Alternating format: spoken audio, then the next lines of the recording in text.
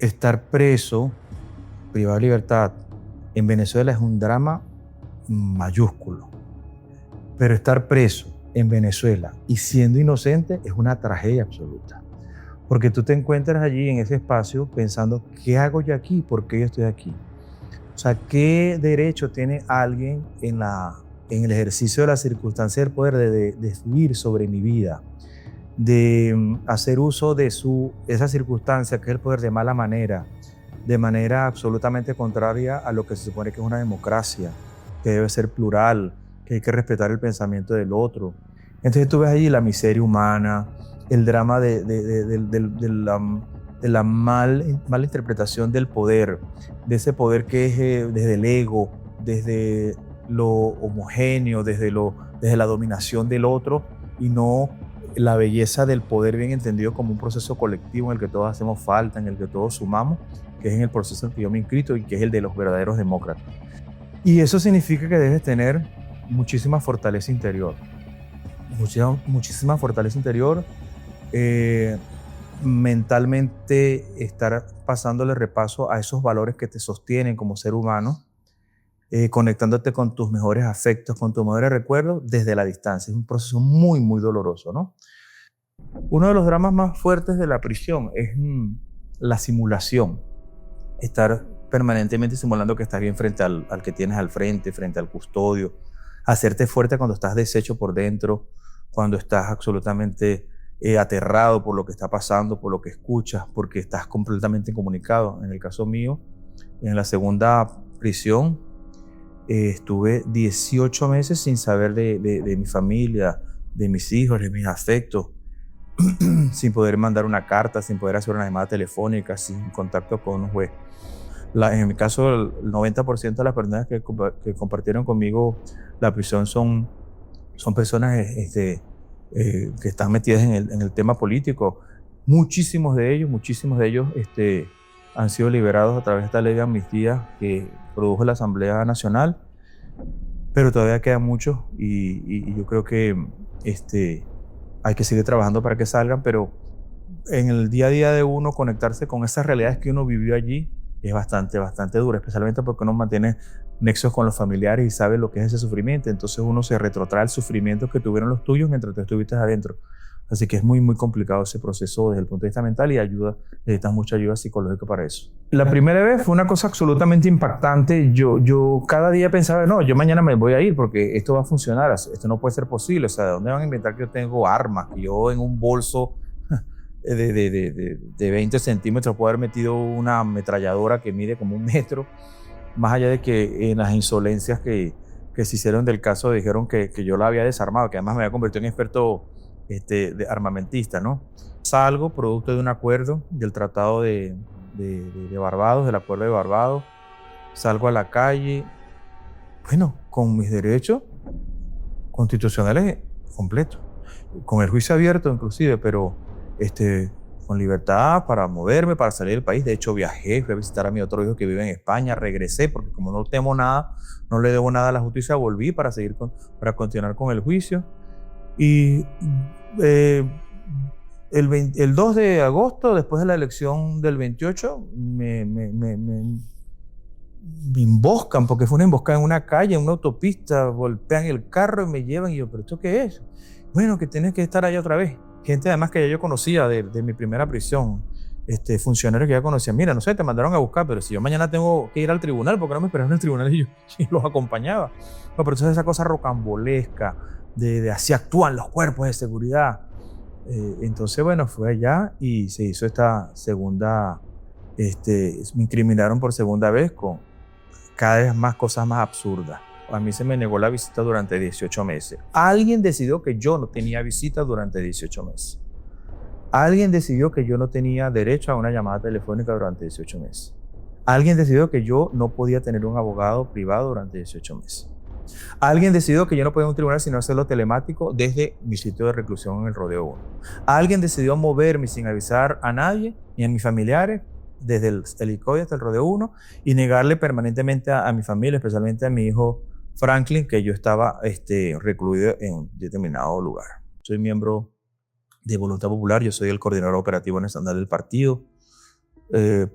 Parte de lo que tuve con mi prisión tuvo que ver con eso, con ese hecho, que en ningún país deberá ser un delito ser coordinador operativo nacional de un partido. Soy larense y devoto de María Santísima, la Madre de Dios, en la advocación de la Divina Pastora, y me puse a orar con muchísima sentimiento, ¿no? Me arrodillé, le decía a la Madre de Dios en mi conversación íntima que yo estaba listo, que ya era bueno que ocurriera lo que tenía que ocurrir, que mi familia estaba sufriendo mucho, que el país como un todo sufría tanto por sus presos y que me liberara, que hablara con su hijo, porque yo era un indigno, yo era un pecador y no tenía que hablar con él, que hablara ella.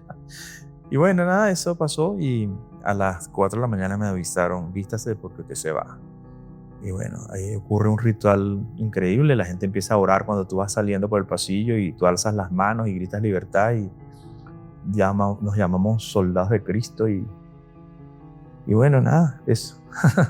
Nos llamamos soldados de Cristo y pedimos libertad para todo, ¿no? Para el país, porque no se trata de mi libertad individual, se trata de lo que decía Dios, bueno, Señor, cuando yo salga de aquí, yo no quiero conseguirme con el estado de ánimo que estaba el país cuando salí la primera vez. Salí a la calle, pero como en el cuento de Monterroso, el dinosaurio todavía estaba allí. Yo le puedo asegurar a alguien que me esté escuchando que tuvo algo que ver con mi prisión, con la enorme injusticia de mi prisión, con la enorme injusticia de muchos que están en las cárceles, que jamás voy a permitir que eso les pase a ellos. Jamás. Que yo estaré encerrado 23 horas como si fuera el criminal de marca mayor. Que yo tenía que caminar encapuchado por un pasillo. Cuando me atabas a mí, a las manos, estabas atando tu propia dignidad, compañero. Estabas atando tu propio país. Porque no es que yo sea un ciudadano de primera, de segunda, de tercera. Soy un ciudadano venezolano que no merecía eso, como no lo merece mucha gente. Como no merece gente abrir la nevera y no tener comida. Porque este país es muy rico, pero mal administrado.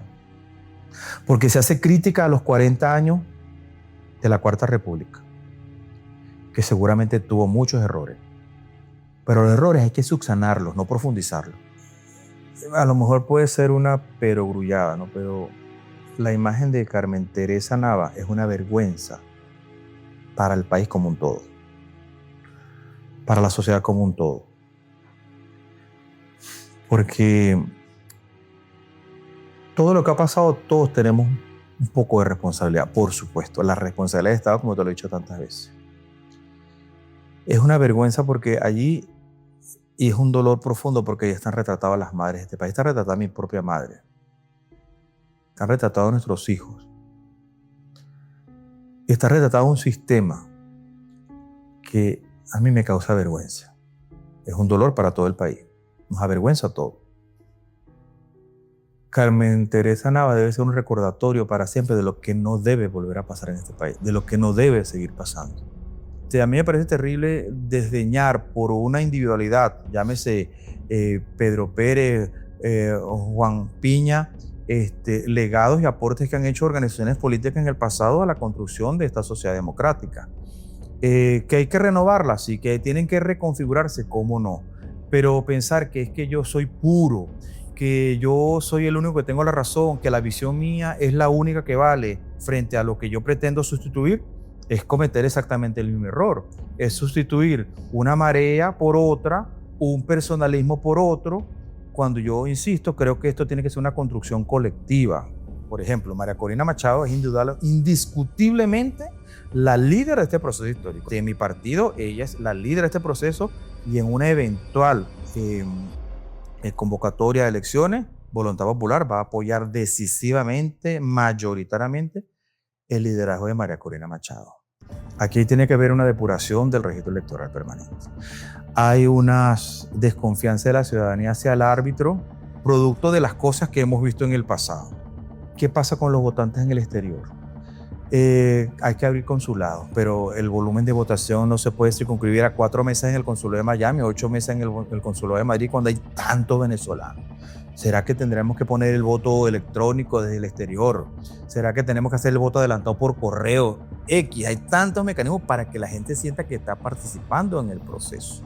Bueno, esto tiene que pasar por un tema de certificación del ciudadano. ¿Qué desea el ciudadano? Pero eso lo tiene que hacer en un contexto donde las reglas sean claras, donde podamos participar todos. Si estamos en una nueva etapa, y yo entiendo que puede haber unos cuides iniciales en este proceso, porque son 27 años de estar de espalda, de imponer una visión, de equivocaciones de este lado de la dirigencia, porque las hubo y hay que corregirlas, hay que hacer mea culpa. Pero, insisto, el mayor mea culpa tiene que venir desde quienes detentan posiciones de poder, porque es el Estado frente a sus ciudadanos. Es importante que el periodismo se abra al análisis, porque creo que en las redes sociales termina siendo una cosa muy superficial. Entrevistas de profundidad, que ya nos vamos quitando también los que tenemos responsabilidad, como ustedes, de entrevistar, de hacer contenido, generar contenido, quitarse también ese miedo, ¿no? El Colegio Nacional de Periodistas ha hecho un gran trabajo en este tiempo, visibilizando el trabajo que ha hecho Marco Ruiz del sindicato, que ha hecho Tineo, que ha hecho del Valle Canelón con nuestros colegas, ha sido muy importante en este tiempo. Todavía quedan, por cierto, algunos periodistas allí con medidas, presos, por favor, libérenlos, revisen esas causas, jueces, por favor, legislen, ejerzan sus capacidades en función de la armonización del país, no de la venganza, de elementos que realmente tengan asidero en la realidad y no en el capricho de alguien. Y eso pasa por quienes, por ejemplo, tienen el tema de los medios Conatel.